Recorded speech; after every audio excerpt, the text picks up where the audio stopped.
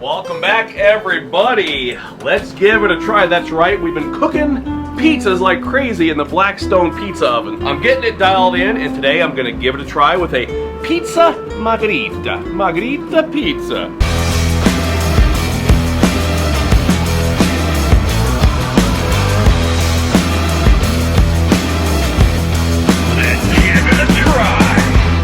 I've been watching lots of YouTube channels on how to work with dough. For now, I'm using the DeLallo kit. It's got that double-aught high temperature pizza flour and yeast. And this dough's been working out pretty well for me. I'm gonna go down with a little bit of olive oil, just using tips and tricks and little things that I've seen as I've watched pizza masters online. Margherita style pizza sauce.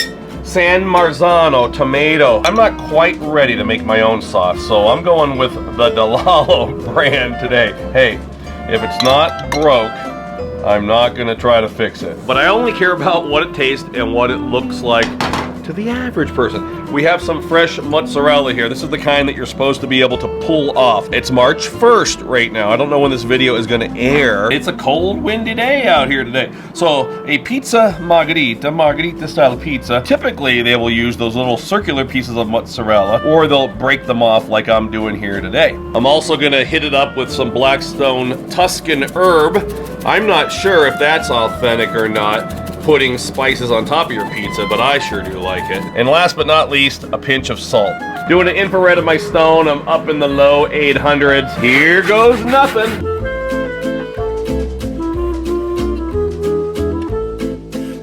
I bought one of those pizza dockers, but I didn't want to use it, but it looks like I'm having to go in there and pierce the bubbles in my dough.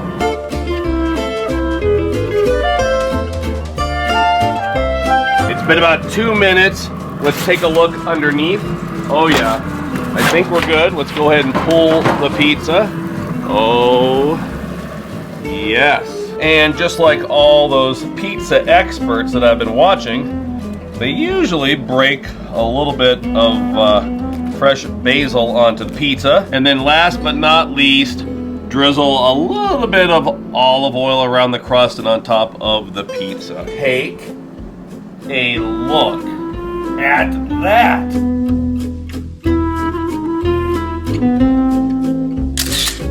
This is that pizza docker that I told you about. I bought it and I keep forgetting to use it over and over and over.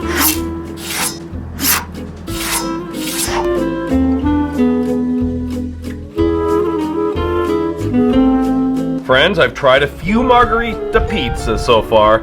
This is definitely 100% the best looking one I've made. I'm very, very happy with that. Oh my goodness. Look at that pizza, by the way. Just look at that. That dough, I'm very, very happy with. And look underneath. Ho, ho, ho. Let's give it a try.